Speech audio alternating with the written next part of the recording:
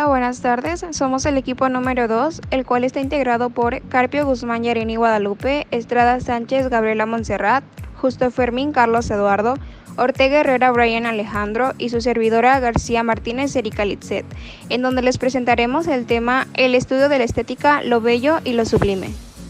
Belleza y sublimidad. Belleza y sublimidad fueron dos conceptos sometidos a una profunda revisión por la estética del siglo XVIII. En relación a la belleza de los objetos, el empirismo cuestionó si realmente estaba basada en las proporciones de los mismos, o bien eran efecto de la percepción del espectador. Se reivindicó así la categoría de lo sublime, concepto que procediendo de la perceptiva retórica fue trasladado al ámbito de la estética y la creación artística. Concepto de belleza. La belleza está asociada a la hermosura. Se trata de una apreciación subjetiva. Lo que es bello para una persona puede no serlo para otra. Sin embargo, se conoce como canon de belleza a ciertas características que la sociedad en general considera como atractivas, deseables y bonitas.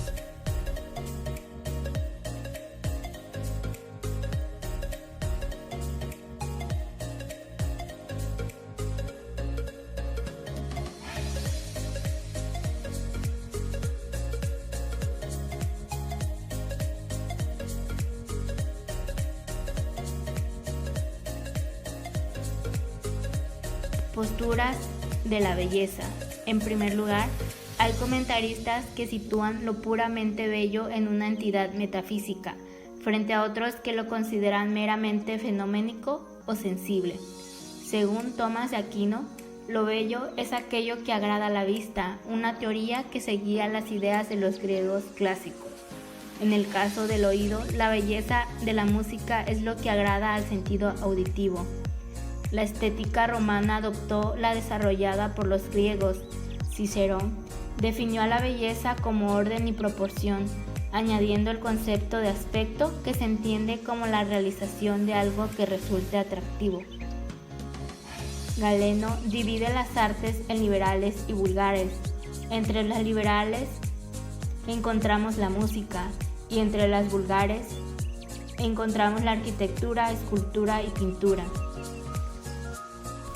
Concepto de sublime. Se conoce como sublime a todo aquello que es visto como eminente, que alcanza un nivel elevado en la escala de valores morales, intelectuales o estéticos. Consiste fundamentalmente en la grandeza, o por así decir, belleza extrema, capaz de llevar al espectador a un éxtasis más allá de su racionalidad, o incluso provocar dolor por ser imposible de asimilar.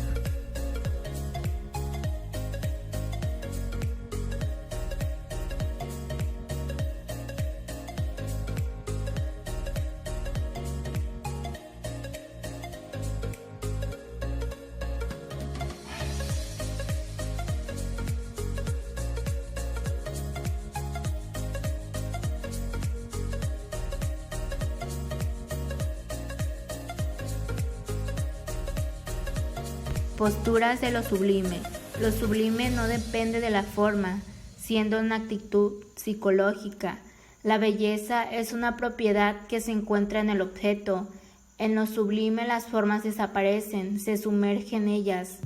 Lo sublime es como una categoría que estrecha las distancias y salva el abismo, en apariencia infranqueable, entre la dimensión estético-sensible y la dimensión espiritual-moral del sujeto moderno. Diferencia entre lo bello y lo sublime. Lo sublime ha de ser siempre grande, lo bello puede ser también pequeño, lo sublime ha de ser sencillo, lo bello puede estar engalanado. Una gran altura es tan sublime como una profundidad, pero esto acompaña una sensación de estremecimiento y aquella una de asombro. La primera sensación es sublime, terrorífica, y la segunda noble. Biografía de Longino. Dionisio Longino fue un filósofo y literato griego cuya elocuencia y filosofía le granjearon mucha reputación en el siglo III. Era sobrino del retórico Frontón de Mesa, enseñó en Atenas, viajó en su juventud y se convirtió en alumno de la escuela de Alejandría, donde tomó lecciones de los neoplatónicos Amonio Sacas y Orígenes.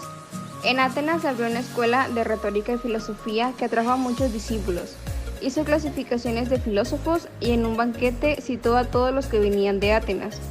Antes del año 2063 fue maestro de Porfido de Tiro, quien lo llamó el mayor crítico de nuestro tiempo. Luego se mudó a Roma, donde asistió a la escuela de Plotino. Longino admiraba a Plotino, pero Plotino dijo que no era un filósofo, amigo de la sabiduría, sino un filólogo, amigo de las palabras. Se decía que era una biblioteca viviente, escribía en griego, observaciones críticas sobre los autores antiguos. De vuelta en Siria, fue ministro de Zenobia, reina de Palmira, quien buscaba la independencia de Siria contra el Imperio Romano.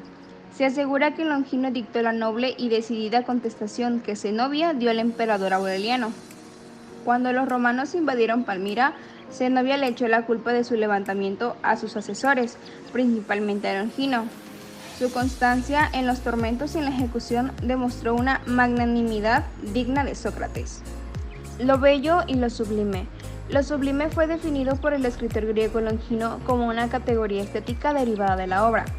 Sobre lo sublime. Lo desarrolla como una belleza extrema que produce al espectador un éxtasis y una pérdida de racionalidad y gran placer estético, aunque puede ser puramente bello que en vez de placer produce dolor. El tratado de Longino sobre lo sublime y por consiguiente el término mismo permaneció desconocido a lo largo de toda la Edad Media. Solo iniciaron a recobrar cierta notoriedad y predominancia durante el siglo XVI, después de que Francesco Robertello publicase una edición de la obra clásica en Basilea en 1554. Causas de lo sublime. Las causas de lo sublime son de dos tipos: las causas innatas, las cuales son el talento del poeta para concebir grandes pensamientos y la pasión vehemente y entusiasta de éste. Las causas técnicas, por su parte, son la formación de figuras de pensamiento y dirección, la expresión noble y la grandeza del estilo. Las causas innatas, esas están constituidas por las particularidades psicológicas del poeta.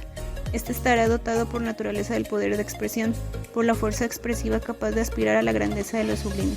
A través de esta fuerza, el poeta trasciende la simple acción de comunicar hechos, de manifestar deseos y sentimientos. Es condición necesaria que el poeta sea de espíritu elevado y noble, ya que solo son sublimes las palabras de quien tiene pensamientos profundos, pues el lenguaje sublime se encuentra en hombres dotados de pensamientos elevados. Las causas técnicas, por su parte, son producto del estudio y de la aplicación de los métodos e instrumentos de la retórica. Aun cuando la grandeza del espíritu tiene primacia sobre la técnica, el poeta debe educarse en el arte de la retórica, ya que nada debe quedar al azar. Este hace uso de su intuición y de la inspiración natural, además de hacer uso de los recursos retóricos para alcanzar el sentimiento sublime. Las causas técnicas, por su parte, son producto del estudio y de la aplicación de los métodos e instrumentos de la retórica. Aun cuando la grandeza del espíritu tiene primacia sobre la técnica, el poeta debe educarse en el arte de la retórica, ya que nada debe quedar al azar. Este hace uso de su intuición y de la inspiración natural, además de hacer uso de los recursos retóricos para alcanzar el sentimiento sublime. Influencia de lo sublime en otros periodos. Edad Media. Durante la Edad Media, el tratado de Longino estuvo escasamente identificado. San Agustín, de doctrina cristiana, es el primer gran teórico de lo sublime tras Longino, adoptando asimismo una interpretación retórica elocutiva de expansión estética innovadora a propósito de los sentimientos mixtos, antecedente kantiano. En el siglo X se realiza la copia cuyo cuadernillo mutilado atribuye la autoría a Dionisio o Longino. Un texto de retórica bizantino hace algunas oscuras referencias que podrían referirse al texto de Sobre lo sublime. Renacimiento. El tratado permaneció sin restituir hasta que Francesco Robertello lo editó en Basilea en 1554, Aldo Manuzio en 1555 y Niccolò da Falgano en 1560. El texto es entonces atribuido a Dionisio Longino. Casi todas las literaturas vernáculas de la época tuvieron su propia traducción de la obra. El concepto de sublime se mantuvo en la tradición retórica de la teoría de los estilos, pero fue adoptado por los grandes maestros contemplativos, sin duda por transmisión neoplatónica, constituyendo en ese sentido un lugar relevante de la mística europea y sobre todo española. Siglo XVII. Los efectos sublimes se convierten en el fin deseado de gran parte del arte y la literatura del barroco. y la obra redescubierta de Longino abarca media docena de ediciones del siglo XVII. Es la traducción de 1674 de Nicolas Fouleau del tratado al francés, lo que realmente comienza su carrera en la historia de la crítica. A pesar de su popularidad, algunos críticos afirman que el tratado era demasiado primitivo para ser realmente entendido por una audiencia demasiado civilizada del siglo XVII. Siglo XVIII y XIX. La traducción del tratado al inglés realizada por William Smith en 1739 mantuvo y extendió la obra de Longino en el panorama crítico y estético internacional. La obra alcanza su punto más alto de estimación en Inglaterra y en general en Europa. Continuó siendo valorada solo por debajo de la Poética de Aristóteles y ofreciendo una suerte de alternativa al oficialismo de la Poética o Epístola de Horacio.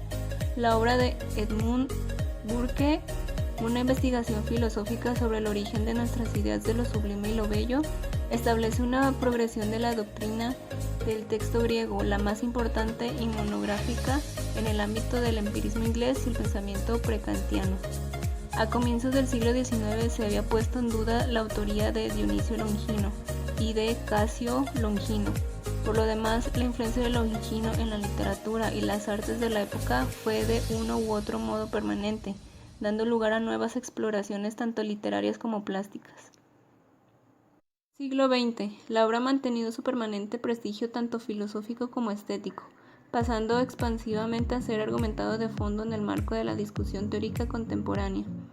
Diferente es el hecho de que la categoría de lo sublime en general se ha transformado dominantemente en el pensamiento contemporáneo, salvo algunas excepciones, y esto en concordancia con la evolución de las artes, su aspecto de originalidad, elevación en minoración destranscendentalizada. Esperamos que hayas entendido el tema y agradecemos tu atención.